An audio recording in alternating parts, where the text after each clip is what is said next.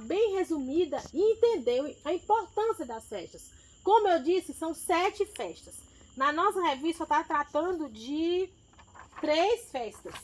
Então, ainda tem outras festas que não estão na lição. Eu vou citar alguma delas.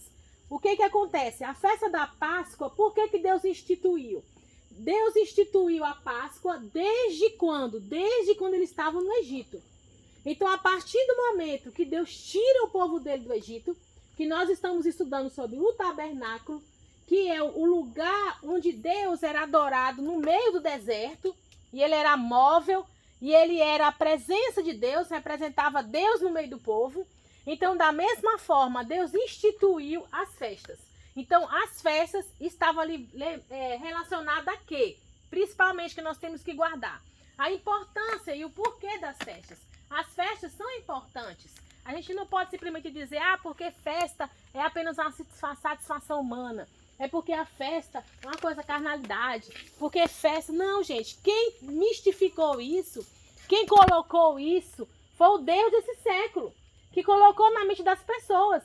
Que festa tem que ser para extravasar. Que festa tem que ser para você fazer coisas erradas. Que festa tem que ser para você, fazer tudo que der na cabeça. Então, a gente tem que desmistificar e tirar da nossa mente esse conceito de festa. Quem criou as festas foi Deus. E a primeira festa que ele manda que o povo faça, que estava relacionada a quê? Ou a agricultura ou a livramento. E nós vamos entender principalmente que Jesus, gente, ele cumpre todas as festas. E aí eu vou dar a cereja do bolo no final, para vocês ficarem pensando que há muitas evidências. Então, o que acontece? Por que das festas? Então, a primeira festa que fala aqui é a festa da Páscoa. Então, falando resumidamente, que não tem como a gente ler tudo, que todos nós conhecemos o que é a Páscoa, né? Que a Páscoa é a celebração do livramento de Deus, que tira o povo da escravidão do Egito. E que Deus mandou fazer o quê? Sacrificar um cordeiro, né? O cordeiro sem defeito. Teria que ser comido em pé, nas pressas. Não poderia ser quebrado nem o osso. Por quê? Quem sabe? Porque tinha que ser perfeito. Perfeito, mas por que não tinha que ter quebrado nem o osso? Porque aquele cordeiro, gente, tudo nas festas lembra Jesus. Então aquele cordeiro ali, ele representava Jesus Cristo. E nenhum osso de Jesus foi quebrado. Por isso que Jesus na cruz, quando o ladrão vai lá e ia quebrar as pernas, quebrou dos outros, mas não quebrou de Jesus. Jesus já tinha morrido, para que se cumprisse a profecia, que nem o osso dele seria quebrado.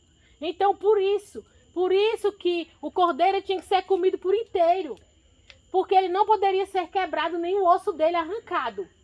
As ervas amargas que Deus instituiu para lembrar o sofrimento que eles passaram no Egito. As festas, elas são sinônimos e refletem a grandeza de Deus, a bondade de Deus, o cuidado de Deus, o livramento de Deus. Então, quando se festeja uma festa em relação à colheita, à agricultura, então aquilo ali era mostrado que Deus é um Deus de provisão. A Páscoa mostra que Deus é um Deus de livramento. Então, quando você vai em cada uma das festas, você vai observar que há um atributo de Deus, ou seja, uma característica, uma qualidade de Deus, se revelando para o povo dele. Por que Deus mandou que fosse comido o cordeiro com ervas amargas? Emily, não sabe? Gente, você não sabe a Bíblia, não? Gente, a erva amarga era o quê? Representava o quê? Sofrimento. O sofrimento. A erva, gente, retratava o sofrimento de Jesus. Jesus não simbolizava o cordeiro, que era morto na Páscoa. As ervas amargas representavam tanto o sofrimento de escravidão do povo judeu, que Deus estava livrando eles dali, como também o sofrimento que Jesus passaria na cruz. Então, tudo ali tem um significado. O sangue que Deus manda que passe nos umbrais era o mesmo sangue daquele cordeiro derramado. É a marca do sangue que também está sobre nós. Então, chega o maligno e institui uma Páscoa comercial, contradizendo tudo que Deus disse. Coloca doce no lugar do que é amargo. Entende? Porque para tirar a essência do que era o cristianismo, do que é o cristianismo. Então, a Páscoa, ela está relacionada com a nova aliança também. Então, aqui está falando, foi justamente durante a Páscoa que Jesus morreu na cruz do Calvário. Então, gente, Jesus, ele cumpre todas as festas. Por exemplo, a festa do tabernáculo. Por que a gente fez essa tenda aqui? Deus instituiu mais uma festa, que seria a festa dos tabernáculos. A festa dos tabernáculos simbolizava o quê? A provisão de Deus, o cuidado de Deus nas colheitas. E aqui fala, era a maior festa de Israel, durava 8 dias. Festa era para lembrar que o povo havia sido estrangeiro, peregrino na terra, nas mãos de um Deus que havia cuidado de forma sobrenatural, durante 40 anos de caminhada. Então, a Páscoa representava o livramento. E a festa dos tabernáculos, que chamava a festa de Sucote, chama ainda Sucote, festa das tendas, era para lembrar que o povo de Deus, durante 40 anos, eles estavam no Egito, ou no deserto. Então, eles eram ali, viviam em quê? Em tendas, em cobertura de pano. Então, até hoje, os judeus, eles continuam comemorando a festa dos tabernáculos, que é, se eu não me engano, em setembro, quando eles comemoram essa festa. Então, o que eles fazem? Eles fazem isso aqui. Hoje, o judeu, ele faz isso aqui que nós estamos fazendo. Todo judeu, ele tem a cabana dele. Então, tipo assim, ele monta uma cabana fora da casa. Ali está a casa. Por isso que eu trouxe vocês para cá. A gente podia ter ficado lá. Mas era para fazer essa analogia do que é a festa hoje dos tabernáculos. Tabernáculos é uma festa muito grande hoje. Até hoje eles comemoram. Não como naquele tempo, mas comemoram com festa, com dança. O que é que eles fazem? Pelo menos uma refeição hoje o judeu, ele faz dentro da sua cabana, da sua tenda. Então eles armam a tenda e muitas vezes é assim com branco, alguns são uma tenda branca e fazem as orações ali. Então o rabino fica fazendo orações. E como é que eles fazem orações? Eles lembram o cuidado de Deus com a humanidade e no caso judeu eles pegam uns ramos de palmeiras e eles fazem a oração desse jeito aqui, ó. Os 4 cantos da terra. Quer dizer, que Jesus entrou em Jerusalém. Sim, lembrando justamente, gente, toda a festa judaica aponta para Jesus. Muito bem, Gabriela. E toda a festa, eles estavam, até hoje, eles estão apontando para Jesus e não sabem.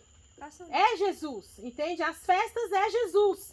Sim. Se Jesus cumpriu todas as festas, quando ele cumpriu a festa do Purim?